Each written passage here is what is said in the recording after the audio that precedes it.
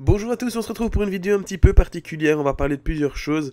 Premièrement, on va parler de cette première étape qui était le contre-la-montre, le contre-la-montre individuel donc de première étape du Giro que j'ai pu réaliser sur Zwift. Et puis deuxièmement, on va parler de ce fameux Giro avec les écarts qu'il y a eu, qui a gagné, etc. Et surtout, qui sont vos favoris pour l'arrivée finale, donc qui sera à Vérone cette année si mes souvenirs sont bons. Alors pour ma part, ce qui s'est passé, c'est que j'ai pu faire sur Zwift, donc la course, ce contre-la-montre, et j'avais comme objectif donc de faire un top 20, et j'avais décidé de partir sur des bases entre 300 et 350 watts. Alors comme vous le voyez là, je suis bien au-dessus des 350 watts.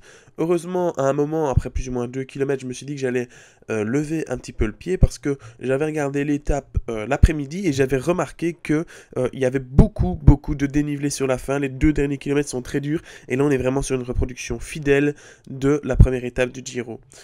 Alors, je suis parti donc sur des bases de 300 à 350 watts, comme je vous l'ai dit. Je suis parti de très loin, vu que je suis parti au-delà de la 100e place, bien au-delà de la 100e place. Et petit à petit, au fur et à mesure des kilomètres, je suis un petit peu rentré sur la tête de la course. Et après, vu que c'est un contre-la-montre, comme vous vous en doutez, eh bien, le temps va être calculé à partir du moment où j'ai passé la ligne.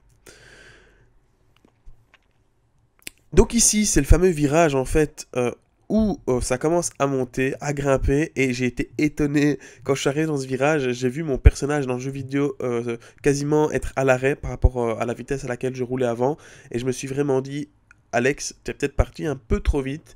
Alors, je vais vous laisser la montée, toute la montée, donc il reste 2 km de chrono plus ou moins, et vous allez voir qu'au niveau des watts, je vais essayer de gérer comme je peux. Il y a juste dans le droite-gauche le plus pentu de cette côte où eh ben là j'ai accéléré, je suis monté largement au-dessus des 400 watts en me disant que c'était là que j'allais pouvoir gagner un maximum de temps. Nous sommes à 1 km 100 du sommet et donc je pense que c'est le moment pour moi de vous parler du Giro. Alors, ma première question c'est qui sont vos favoris pour l'arrivée finale au Giro? Alors que là, on peut voir que je passe dans les plus hauts pourcentages. On va passer à 18% bientôt. Donc voilà. Donc c'est ici que j'ai accéléré. Je vais mettre des watts.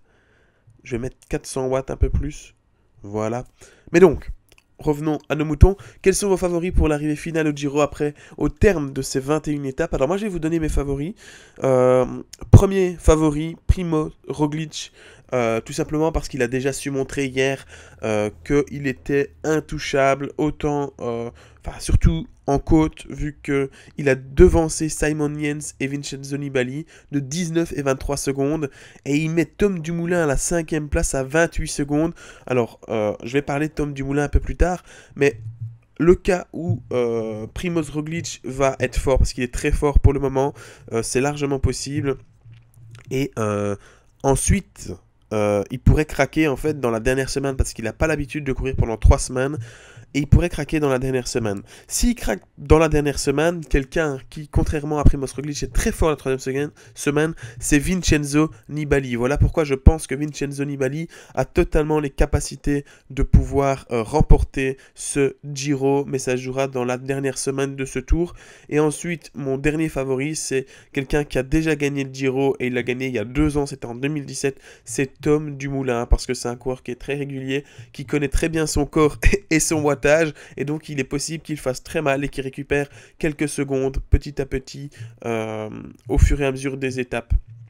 Alors on va avoir une première semaine un petit peu ennuyeuse si on n'est pas fan des sprints parce que c'est très plat, ce sont des étapes de plaine faites pour les sprinteurs, mais étant donné que cette première étape nous a offert énormément de spectacles, c'était quelque chose de bien joué de la part de la direction du Giro de mettre une première étape dans laquelle nous avons un contre-la-montre plat sur la première partie, et puis avec 2 km de montée, ça permettait déjà d'avoir un combat entre les rouleurs et les grimpeurs, et à ce jeu-là, c'est Primo Roglic donc, qui a gagné.